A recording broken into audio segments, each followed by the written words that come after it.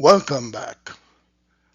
Today on Freedom Friday, we explore an ancient land famous for its golden spices, with strong biblical and African connections. Known to the Egyptians as the land of the gods, Punt is often a largely forgotten land, not found in most traditional history books at all. But today, we will revisit and rediscover this ancient African land of gods and gold. From the biblical perspective, Punt has traditionally been associated with Put. Now remember, Put is the third son of Ham in Genesis 10.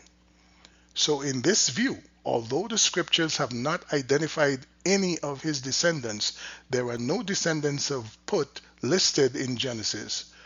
Punt's inhabitants are thought to be the descendants of Put. Some authorities have challenged that conclusion, believing the Libyans of North Africa are a better fit. However, there is evidence to support this conclusion that the descendants of Put are the inhabitants of Punt. The Anchor Yale Bible Dictionary, for example, notes several Old Testament passages show knowledge of a region to the south of Cush, which the Egyptians called Punt and the Old Testament writers called Put. The dictionary continues, it is possible that in some Old Testament passages, Punt was understood to include a part of the coastal region east of Cush. This authoritative work then clearly links Put with Punt and locates it south and east of Cush. Now recall that Cush itself is located south of Egypt along the Nile River. Now, preserved on the walls of the ancient Egyptian temple at Karnak in Egypt is a proclamation supposedly given by the chief god Amun in support of the pharaoh, probably Pharaoh Thutmose III. It's still there. Of course, it was likely dictated by the pharaoh himself or one authorized by him to pronounce divine favor and approval for his reign. That was common. In the speech, Amun is giving his personal authority to the pharaoh and guaranteeing victory over his enemies.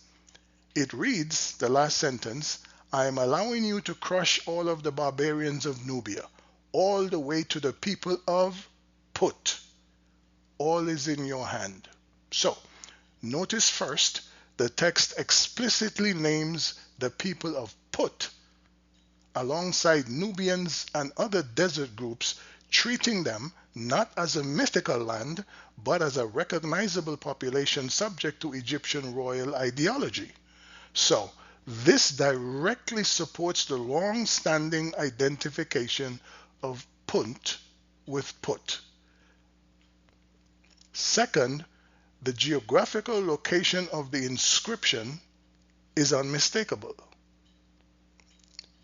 Put is grouped with Nubia and the southern deserts, all of which lay south of Egypt, confirming that Put belongs to the same African sphere as Egypt and Kush, rather than to any other northern or Asiatic region.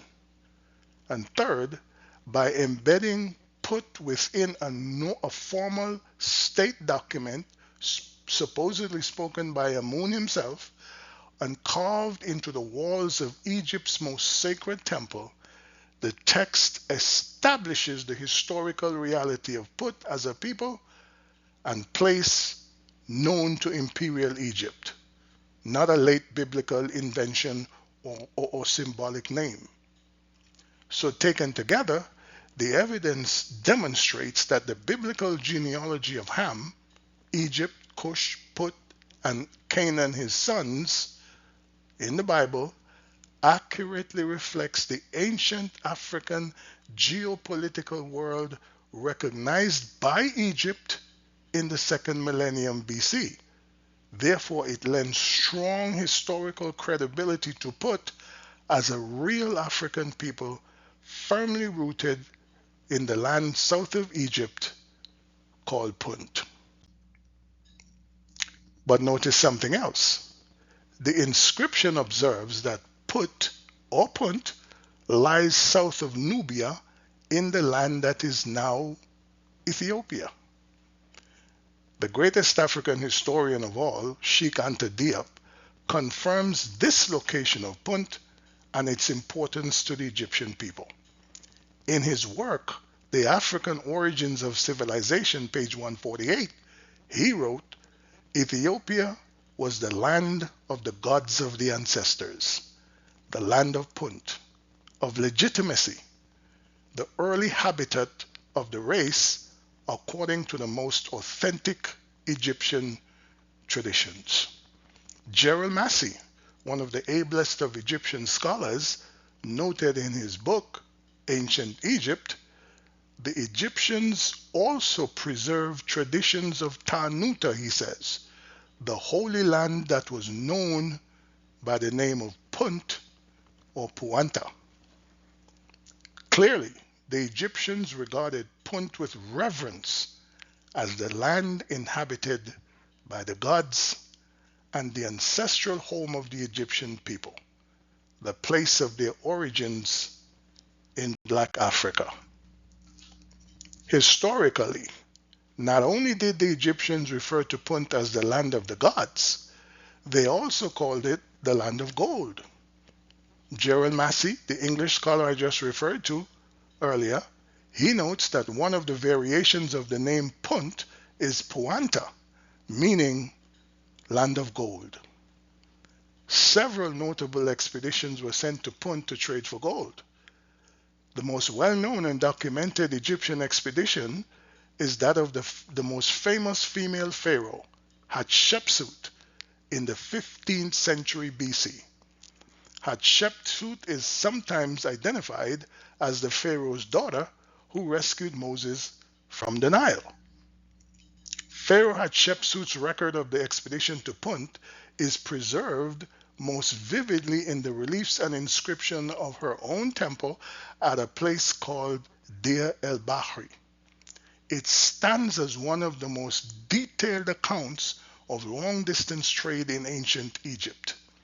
The narrative presents the journey to Punt not as a conquest but as a divinely sanctioned commercial and diplomatic mission undertaken under the guidance of the god Amun, who is said to have revealed the location of Punt to the queen.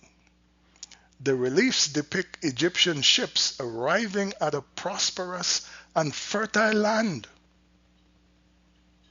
rich in myrrh trees, frankincense, gold, ebony, ivory, exotic animals, and precious spices. Punt's rulers, King Parahu and Queen Atai, are shown welcoming the Egyptians rather than resisting them, emphasizing peaceful exchange rather than domination. Hatshepsut's account carefully highlights the successful transport of live myrrh trees back to Egypt for planting, underscoring both the economic value of the expedition and the queen's piety in enriching the temples of her gods. Vast quantities of gold were imported from Punt into Egypt. But Hatshepsut's visit was for more than just gold. She was also seeking legitimacy for her rule. Because there would have been great opposition to a woman becoming pharaoh, Hatshepsut needed a way to legitimize her reign. And what better way than an expedition to the land of the gods, the land of their ancestors? Collectively then, Hatshepsut's record functioned as a royal narrative, legitimizing her rule by portraying her as a favored sovereign approved by the gods, who restored ancient trade routes, brought abundance to Egypt, and maintained harmonious relations with powerful African partners, then returning home as the one who came from the south. In that sense, she was the first queen of the south.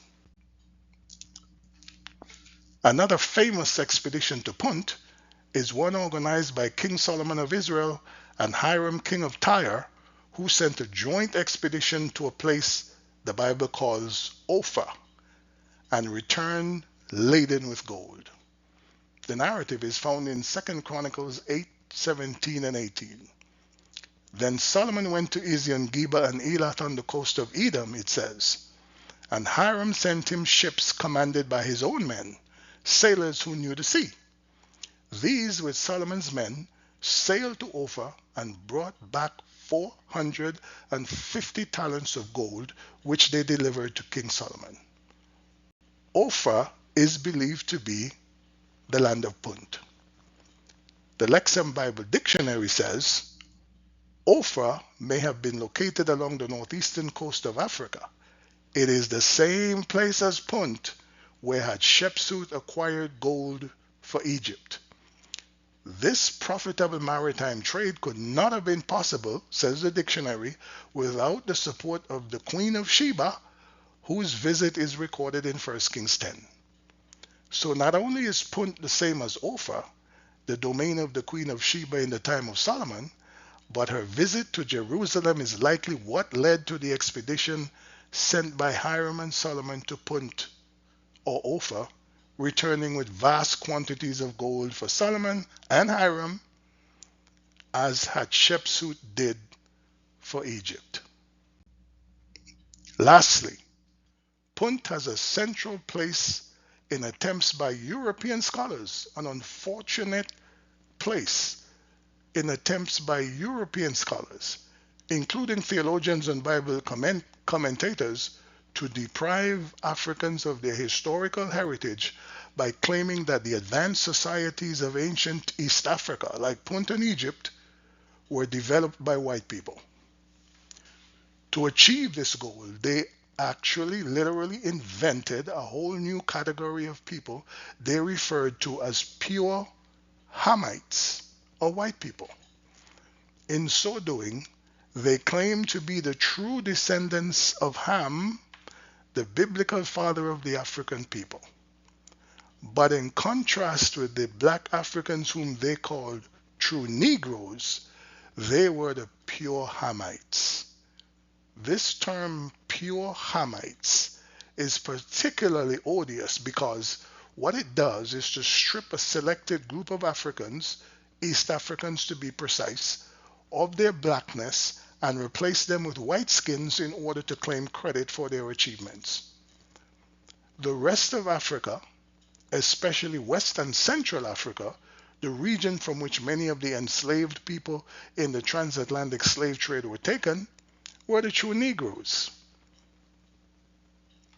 A clear example of this dishonest practice is a statement found in a book called A Dictionary of the Bible, dealing with its language, literature, and contents, including the biblical theology. An entry there about the inhabitants of Punt. The author of the entry, one Max Muller, wrote, I'm quoting him, "The inhabitants of Punt were rude nomadic shepherds, some of them Negroes or mixed with Negroes, but mostly of the pure Hamitic race, i.e., near relatives of the Egyptians and the other white Africans." Notice, number one, how he distinguishes the so-called pure Hamitic race, who are white Africans, from the Negroes.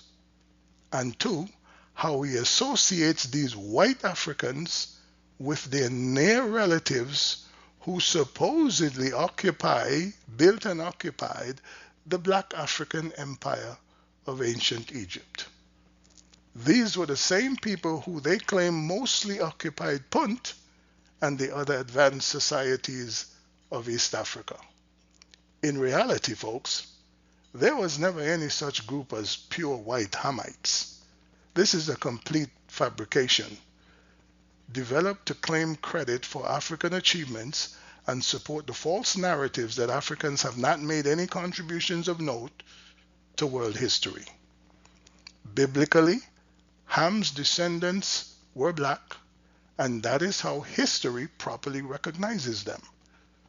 The great African historian Sheikh Anta Diop, we have quoted before, notes Ham is derived from the Egyptian Chem, which means black. The only pure Hamites are black Africans, and such were the people of Punt, like their brothers, the Egyptians, the Cushites, and the Canaanites. Lastly,